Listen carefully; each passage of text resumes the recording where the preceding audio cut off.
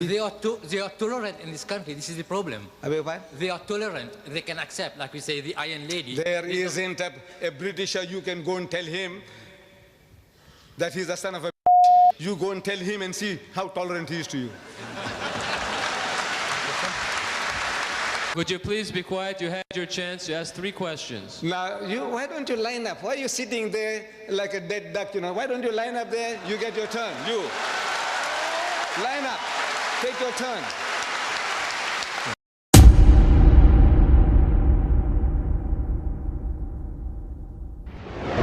In response to Salman Rushdie's book, which is Satanic Verses, Sheikh Ahmed Deedat delivered a lecture on the subject, How Rushdie Fooled the West, at the Royal Albert Hall on October 1, 1989. And on this occasion, we will watch some segment of the question and answer session, which is the best part of this lecture. We have the next questioner, please. Would you identify yourself, please? Assalamu alaikum. My name is Khalil. I am British. We say Rushdie, how he fooled the West. But so far, Mr. Deedat mentioned he's a genius. To me, my judgment after what I've heard from you, he's an idiot. But countries that back him, he has been insulting to so many religions, Hindu, Christian, white, and so on. Now, for them to back the book, what would you call those people who support him to let the books go on? Me, as a Muslim, I say he should be banned from writing. Because he has caused... The thing is now, you educate the people in power. I said, they will do the rest. If you had shown to Maggie what he says about Maggie, you didn't do it. You didn't do it. You didn't tell the people, he said, look how he's abusing our queen. Did you? Anybody did it? Did anybody go and tell the people, say, look what he's doing to our queen?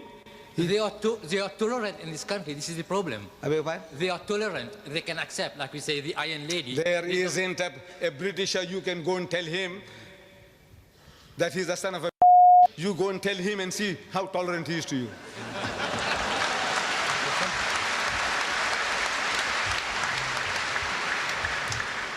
Would you identify yourself, please, and ask your question?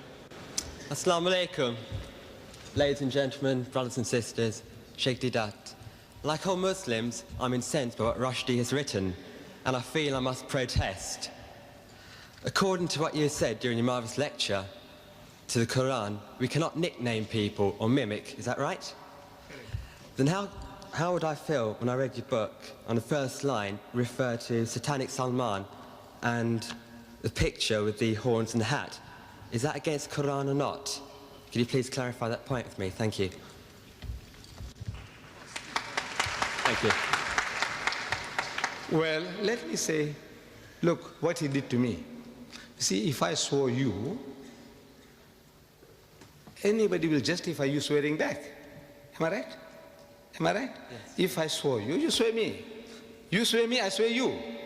And people will say, well, you just can't have. That guy did it to me. What he did to me, my natural reaction, I'm not perfect, by God, by far from perfect. Could we have quiet, please? Excuse me, you had your chance. If you would like to ask a question, please go to the back of the queue. Would you please be quiet? You had your chance to ask 3 questions. Now, why don't you line up? Why are you sitting there like a dead duck, Why don't you line up there? You get your turn. You. Line up. Take your turn. Then we know who you are, what you're talking about. See, shouting from there. Now he's discussing strategy. How? Look, my son, I am like anybody else, like you, like anybody else. I am no saint. And I'm not perfect. I'm telling you, this is what Islam teaches. I, you, everybody, you must try to the best of our ability to live by it. Let's say to a degree, I have fallen short of that requirement. I have done it. I have done it. Good man. Thank you. The next questioner, please. Assalamu alaikum. My name is Muslim Jafar Kaku. Can I first of all thank you on everybody's behalf for presenting such a different way to what Satanic Verses is actually saying. The second thing I wanted to say was, can you make sure or do some effort in helping us to give this book to each and every household in Britain as well as in America or in Western countries? We will try, inshallah, but we need your support. Can you make sure in helping us, if you can, by video as well?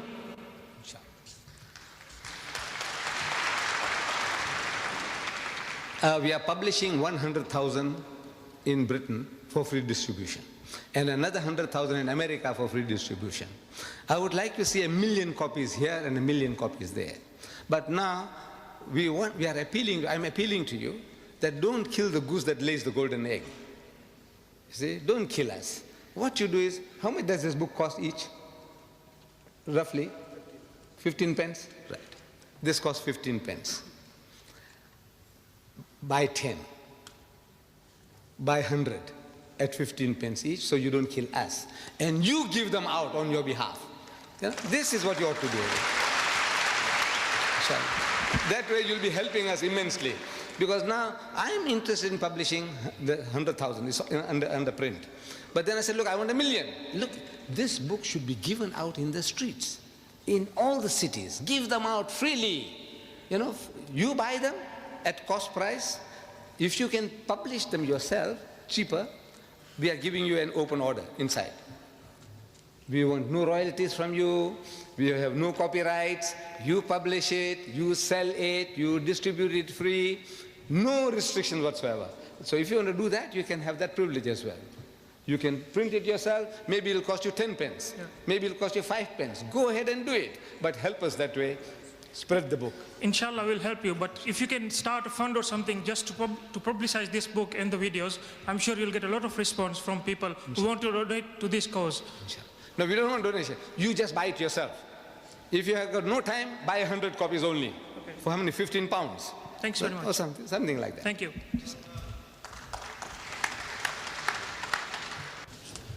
Assalamu alaikum, brothers and sisters. Assalamu alaikum, Mr. Deedat. Yes, if we could have 2 more questions, please, and yours. Well, let's say 3 questions. 2 more questioners after you. Mr. Deedat, first of all, last year, November, some Muslim scholars, Muslim ulama, did contact the British government in connection with this book. So, like you did in South Africa, some scholars and some ulama tried to do it here, but they were unsuccessful through their Democratic Party.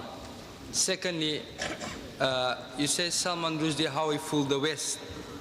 Well, all Muslims that are here are in the West, and they are part of the West. And as you have briefed us on how he has said abusive words to people, there's a lot of people here that are non-Muslims, and it is mainly on, you never use the word why they insulted Prophet Muhammad sallallahu alaihi wasallam. The abusive language that he used and the technique that he used, he did not use the word Muhammad. Can you explain to me why you never brought up that word Muhammad? And this, I don't know, maybe you can give it to me better? I don't know. My brother, as you see, I have discovered there is a wrong policy. Our policy now is wrong. He said, you know what he called my mother? You know what you're doing? You're spreading it now. Look, the thing has spread enough, it has harmed us enough. 40 Muslims have died, women have been widowed, children orphaned, and now I'm going to say, you know what he called my mother? You know what he called my Nabi? You know what? What the hell? I said, forget it, man. That's the thing of the past. We have paid enough price for that. Now we say, look, you, sir, what he's doing to you? Forget about what happened to us. Because you crying about yourself is making the guy happy. But you must. Why be a fool? You are a fool when you say, now talk about yourself because he's feeling happy. It's right, he did it to you. Forget that. That's a thing of the past. I know how I feel, how you feel.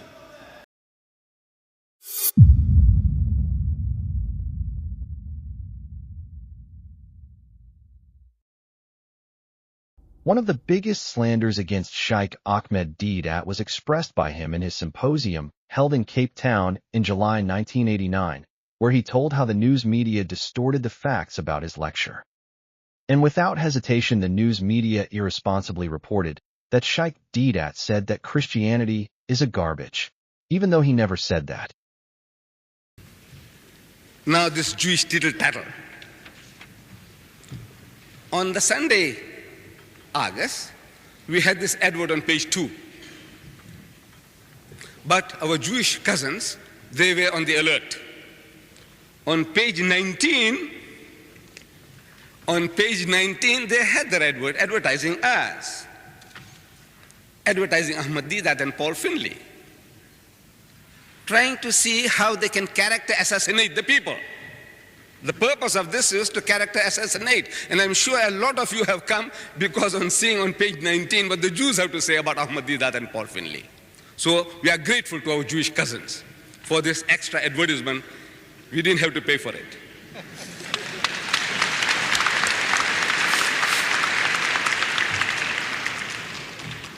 Now the thing that we can deal with, the most recent event,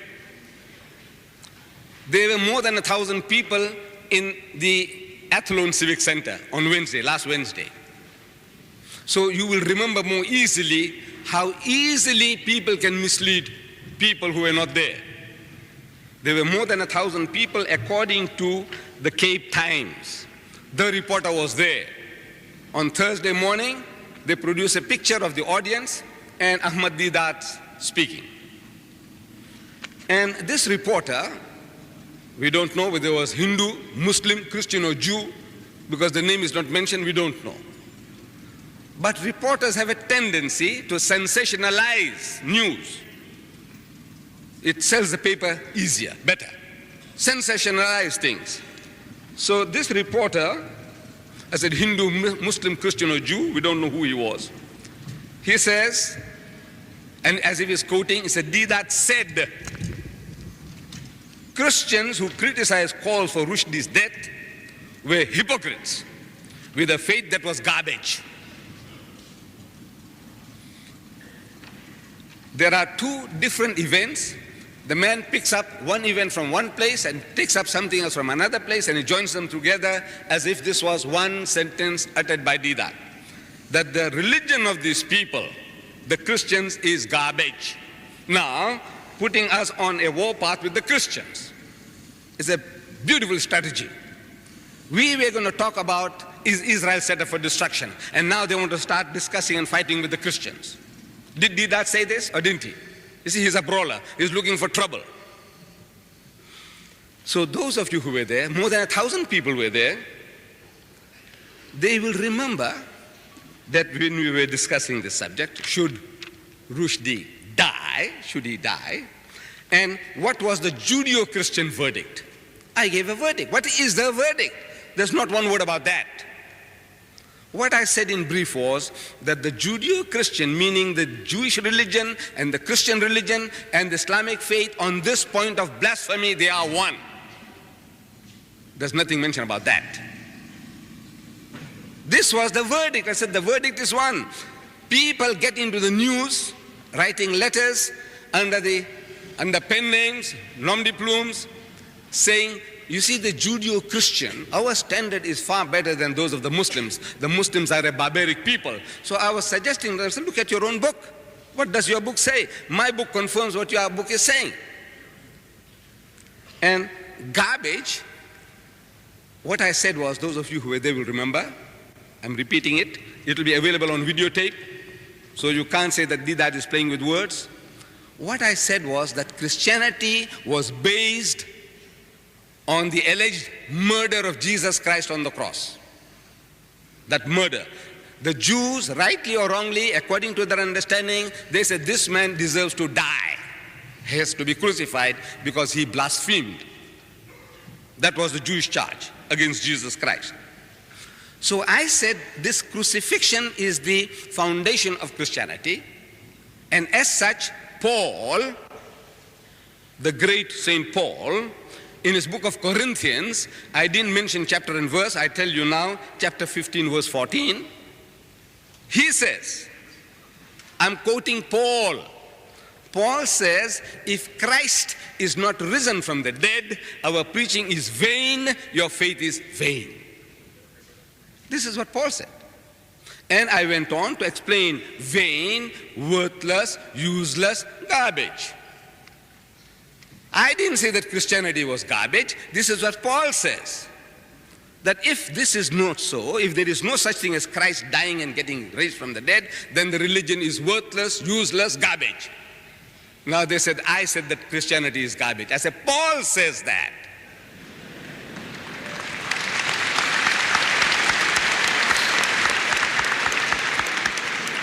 Now this is how they play tricks. How can you give battle to these sort of things? I am suggesting to my Jewish brethren, look, please, do us a favor, do ourselves a favor, you and us. Call me to your synagogues, call me to your halls, talk to me, discuss with me. I want to share my thoughts and feelings with you. Come, argue and debate with me. You have giants in your midst. All the QCs in the country, or what you call senior councils, are mostly Jews. You have giants of literature in your midst. Come, talk to me.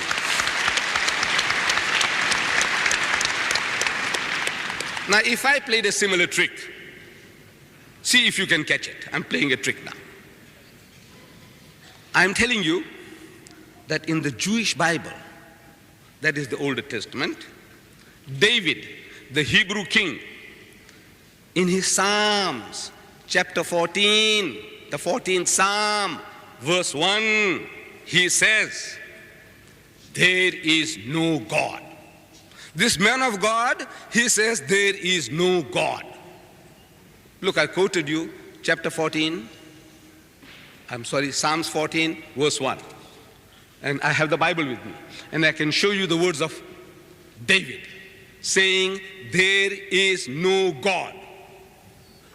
Now, is there anybody who can tell me whether anything is wrong with that? I'm telling you, I show you here. If I can't show you, I don't know what you want from me. 5,000, 10,000 rand, what do you want? I give it to you. David, a man of God, saying there is no God. Correct. You see, my brother knows that I'm reading it out of context. That's correct. The words are there. The full verse is, the fool hath said in his heart, there is no God. The words are there is no God. But the fool has said in his heart, there is no God. Can you see now? Deceive people like that. You take things out of context, you have no right to do. If you did it in error, people rectify you, you have a right to apologize. You should apologize. And if you have done it deliberately, it's devilish, it's unforgivable. I don't know the reporter, the journalist who put down that I said Christianity is garbage. If he did it deliberately, it's something unforgivable. And this idea of set up comes again and again in our human experience. Bishop, this is from the Express and the Star in the UK. Bishop ready for a serious debate. There is here a bishop of Birmingham, the Right Reverend Mark Santer. He says that I had a debate with a Palestinian Christian on the subject, the Quran or the Bible, which is God's word. And my Christian opponent, from the Christian's point of view, they were not happy with the performance. So the news goes to the bishop, and the bishop says in this report, he says, he claimed that the two mass meetings organized by the group at Birmingham, NEC, National Exhibition Center, which debated the merits of the Bible and the Quran, had been, in inverted commas, a set-up. What was he trying to say? That meeting was a set-up. In other words, we must have bribed this guy, Shorosh, this Palestinian Christian, say, here's $10,000 for you. Come over from America. We're going to have a boxing match. And in the second round, third round, when I just touch you, you just fall down. And then, that I can be declared a winner. A setup. That's a setup. You make prior arrangement as to what is going to happen, how you do things. Setup. Setup.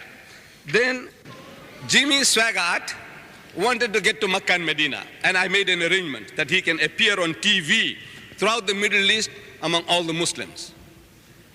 And I sent that offer in writing. I said, look, the things are arranged, come.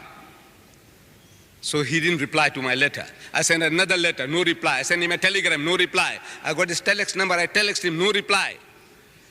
9 months later, full period of gestation, 9 months, he replies, he says, he was set up. He wanted to have nothing to do with Deedat because he was set up. Amazing. Everybody, when he gets cornered, he says he's set up.